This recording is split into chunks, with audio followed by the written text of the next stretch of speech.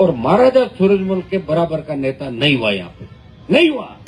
दिल्ली में लड़े भाई, तुम दिल्ली में थोड़ी लड़े थे कभी। दिल्ली में लड़े, होश उड़ा दिए मुगलों के, और दिल्ली से लेकर अफगानिस्तान तक जाटों से कांपती थी सियासतें।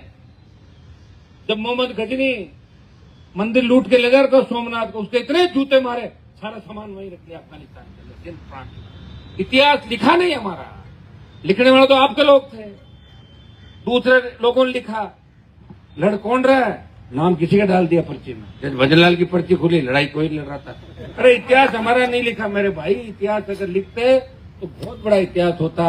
और अगर नहीं मानते हो तो महाभारत जिन इलाकों में हुआ, आज भगवान कृष्ण की जो जन्मभूमि मथुरा, उस इलाके में जाके देख लो कि कौन सी जाति सबसे ज्यादा वहां पे है, और कौन से लड़ाके इस देश के अंदर 6.5 फुट के जो तोप के सामने खड़े हो जाते हैं, वो किस इलाके के लड़ाके हैं।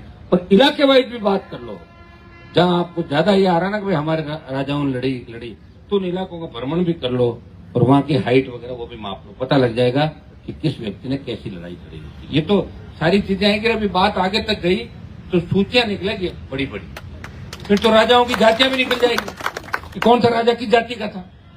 तो शुरुआत होने के बाद तो बम घोड़े चलते हैं, फिर पता तो तोप चली, किधर मुड़ गए, इधर तोप वहां गई, ये तोप वहां गई, ये तलवार ऐसे गई। इसलिए शांति से अपना काम करो।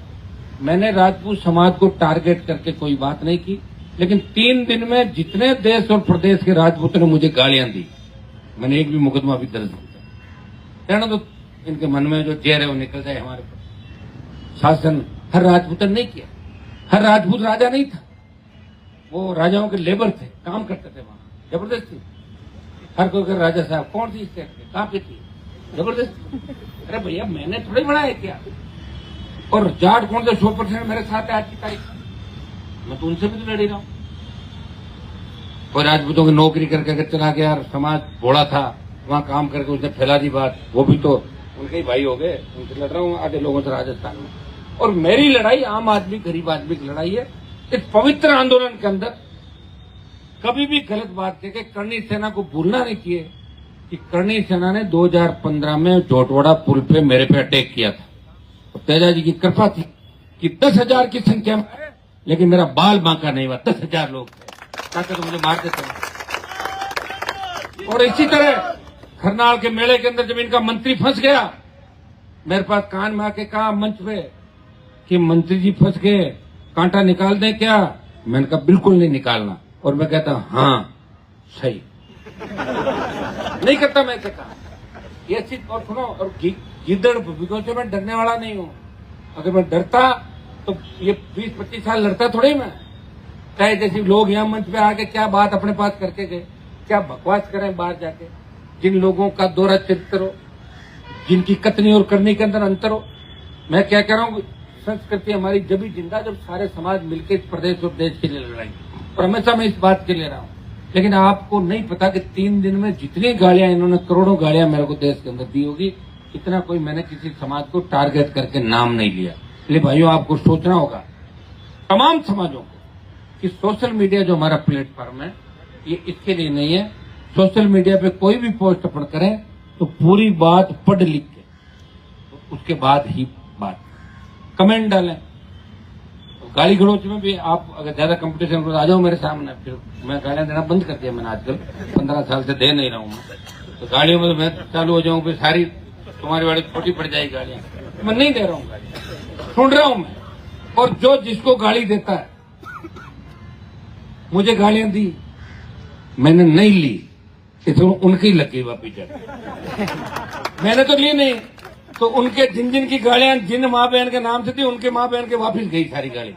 चलो ले लो उनको सब वापिस अपना अपना, गुस्सा लो जाके। वही हुई तो गाली हो रहा। तो भाई तू गाली दे रहा है, मैं गालियां ले नहीं रहा हूँ, तो गालियां तो उनके घर चली गई वापिस। वो फिर चेंज होकर उधर ही गुस्से कर जाता, यूं करती साइकिल चल पड़ी। ले सारी गालियां थी जो मुझे दी वो तुम खाओ। लेकिन मैं तुम्हें कहना चाहूंगा कि किसी गलत ट्रैक पे अपने को नहीं चलना। हर समाज में समझदार होते हैं, और अगर ऐसी स्थिति आ जाएगी तो देखेंगे फिर उस समय। अभी कोई चिंता करने की आवश्यकता नहीं। हम नहीं चाहते, और भजनलाल जी ये चाहते हैं कि जाट राजपूत लड़े, गुजर मीणा लड़े, एससी ब्राह्मण लड़े, ताकि आराम से सरकार अपनी चलाए। मोदी जी की रैली करें, एसआई भर्ती के अंदर ये बताएं कि एसआई भर्ती क्या एक जाति के लिए लड़ रहा हूं? क्या मैं राजस्थान में एक जाति के लिए लड़ा कभी? किसान कर्ज माफी, टोल मुक्त राजस्थान, सशक्त लोक, फ्री बिजली, ये तमाम लोग आ जाएंगे सारे सारे जो इलीगल माइनिंग हो रखी है। शिवसर में मैं इन लोगों की कितनी मदद करी। अब इनके मन के अंदर किसी के जहर है, उसका मेरे पास कोई इलाज नहीं। वो तो वक्त आने पे ऐसे ही करेंगे, लेकिन हमें वक्त आने पे सब कुछ संतुलित होके, लोकतंत्र के अंदर सबसे बड़ी ताकत होती है वोट की ताकत।